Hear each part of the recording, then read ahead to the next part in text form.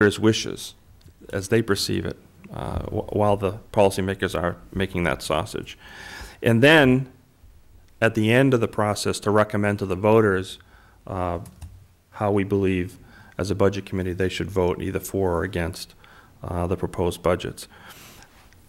George, you asked for the most critical, if I may be permitted. Let me say that I think as a secondary role, this is kind of a new discovery for me, but I think as a secondary role, I think the Budget Committee can serve a valuable service to the community and to the policymakers as being an idea engine for new and better ways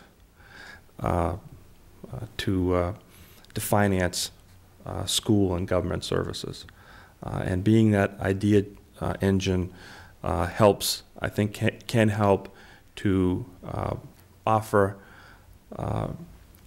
potential changes in policy, although, again, I think it's important, at least in my thought, to be respectful of the policymakers' role, but to put ideas on the table and let the policymakers reflect on those ideas, and then at their option to incorporate perhaps some of those ideas.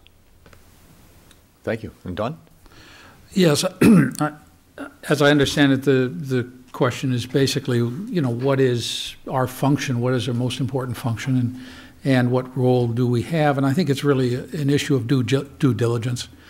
I certainly agree with Tom that one has to be respectful of the people that we're addressing, but also I think we have to not be hesitant to ask the very hard questions that we run into on an ongoing, that we have to on an ongoing basis address. I think we're really the eyes and ears of the community. Pardon me. And we have to have a very open line of communication with the voters. Obviously, we have to do an in-depth analysis of what's going on to provide that information for them. Develop a list of the pros and cons on each one of the principal issues involved. Focus on fair, and then build a consensus on what appears to be the best choices, and provide that to the leaders that will be making the eventual decisions. Okay, thank you. What a great question. Yes. Thank you very much. Are there any other questions? This will be the last one. Thank you. Tom Frieda, 30 Buckingham Drive. I didn't hear that. The town manager has indicated next year that the town will receive an adjustment, which is the state's euphemism for a bill for additional pension costs that could exceed the total budget savings the town had this year by as much as a factor of 4. I suspect the same thing is going to happen on the school side as well.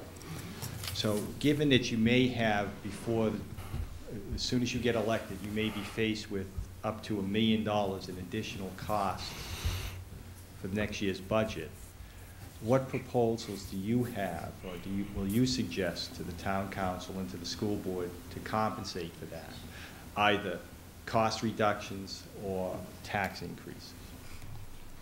My turn to say that's a great question.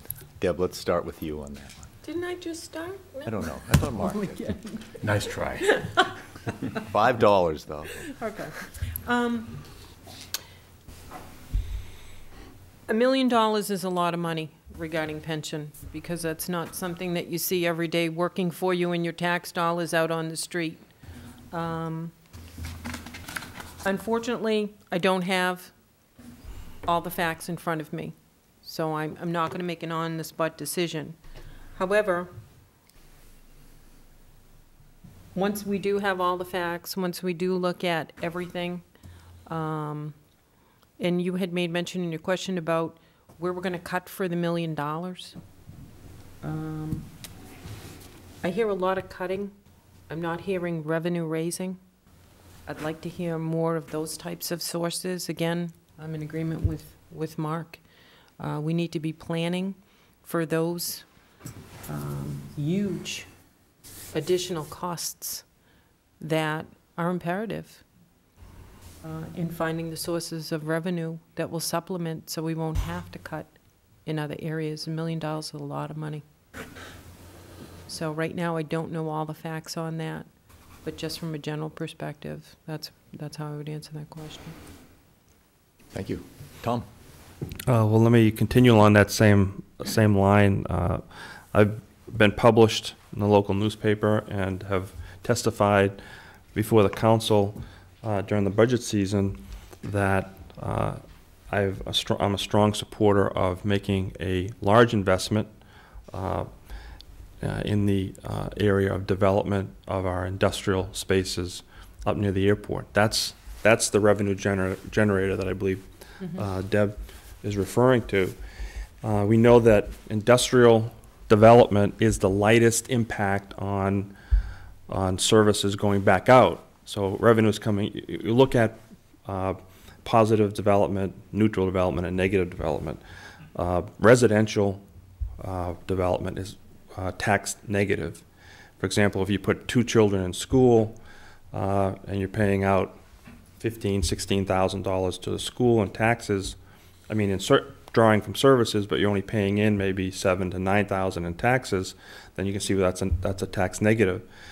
In commercial development, retail development, analysis shows that it tends to be kind of neutral, and in industrial development, it's much more tax positive, where you get a lot more taxes in for the amount of services going out. So that's, I think, the way to pump, prime the pump, is that we need not to just sit back and let the economic engine of the economy, which we know right now is struggling, to place new businesses in our community to grow the tax revenue. We need to go out and actively sell our community.